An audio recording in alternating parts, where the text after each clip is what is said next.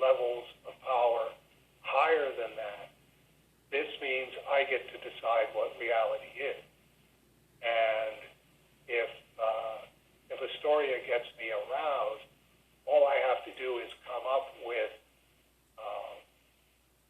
a cover for it, issuing from my absolute power that makes this okay. And it's like, you can't do that. It's the same as having an open marriage. You can have an open marriage with somebody, but the issue is still that you're committing adultery. You can't give someone permission to commit adultery because you aren't God. Adultery is wrong. Same thing with fornication. You can decide that if you're taking the pill and you're not getting pregnant, then there's no consequence to committing an act of fornication. And it's like, no, that's not true. You've eliminated pregnancy as a consequence, but you haven't eliminated the consequence of fornication. Whatever that consequence is, that's another one of those Judgment Day things. Is there good, better, bad, and worse forms of fornication?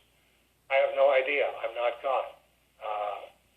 Being on the safe side, I just went 21 years ago.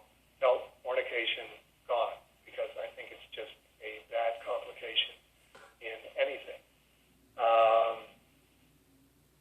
There was a part up ahead here where you were asking about them going to bed together. Yeah, that got brought up, and that was, somebody commented, brought it up, and I went, yeah, I'm going to bring that up, because that is something that every time you read High Society, it's like, well, what was going on there? Are they just sharing a bed, or is there a relationship? I would say just sharing a bed. It was one of those, that was the Mexican standoff that Cerebus and Astoria had at the time. It's like, okay, I'm not going to be Artemis for you. I'm not just somebody where you snap your fingers and I'll do whatever you say because I'm just completely gone on you. And it was, well, okay, but, you know, we're going campaigning, and X number of people, wherever we're campaigning and wherever we're staying, are either going to be assuming or testing, are they sleeping together? Is this a couple? Is this going to be the king and queen of Astarcian, which was the gig that she had with Lord Julius? And it's like, well, let's put them in the same bedroom and see what happens. And it's like, well, you see what happens. It's like, yes, we could have sex. No, we're not going to have sex. And whose idea is it that we're not going to have sex? And it's my idea. No, it's my idea. It's a different form of contention that they were going through at the time. Well, that's... Did they have sex? I have no idea. It's possible, and it would be, okay, how much power does that give Astoria to decide whether they're going to have sex or not again?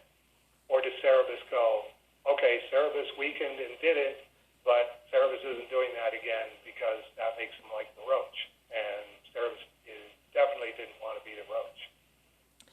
I always interpreted it, I mean, it was an open question, but at the same time, my personal probable answer was they didn't.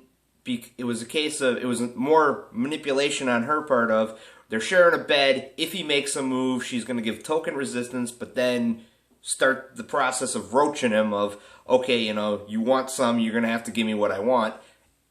Coupled with, like you said, the perception of, hey, the two of them just went in a bedroom together, they were there for 8 hours, and now all of a sudden they're coming out together. Right. You know, so everybody thinks they're doing it, so okay, you know, if you want to get to him, you have to talk to her, which is what she wants. Right, right. And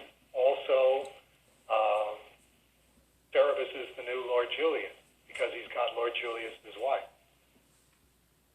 Right. That. So that's I think the difference with the situation with the Pope, it was, I really actually do have her under my control here, and Cerebus found that arousing. The fact that nobody outranks the Pope, so the Pope gets to decide what reality is. And as I say, I don't think that personally, but I can certainly understand that there are people who do think that. I really enjoyed that in Church and State, too, you do illustrate the point to the reader that he is the Pope, but he is not infallible, with the bit where he snaps off an order and it's yes, most holy, and snaps off a second order and yes, most holy, and then he turns to the window and says, and stop raining, and it keeps raining, and he thinks, well, 2 out of 3 ain't bad. Like, Yeah. you know, it's a beautiful illustration of you're all powerful. No, you're not.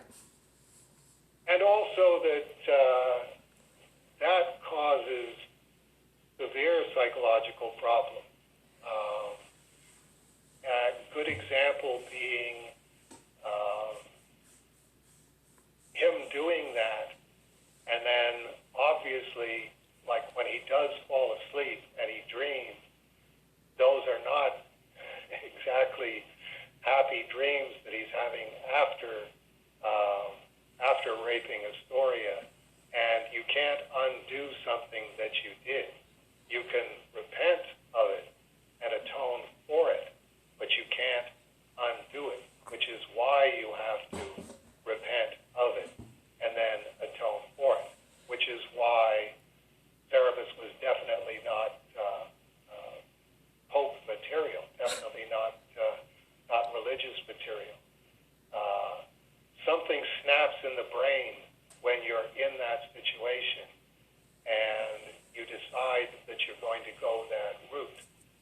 There was a perfect example going on, obviously, while I was doing this, that we didn't find out about until years later, which was Bill Cosby, where it's one of those, here's the charisma and the influence that you have in your society, but you're also a devoted husband to Camille. All the way back to his comedy albums, he had a whole comedy routine about when he was first going out with Camille, and he was with Camille throughout, and that, I think that caused him to snap in terms of Camille's husband doesn't cheat on Camille. And the way he found around that was when he saw what Quaaludes would do. If you can knock them out and have sex with them, then you can separate yourself from what you did. You can forget that Camille's husband did that, and because she's unconscious, she doesn't know that Camille's husband did that. Therefore, Camille's husband didn't do that. And it's like,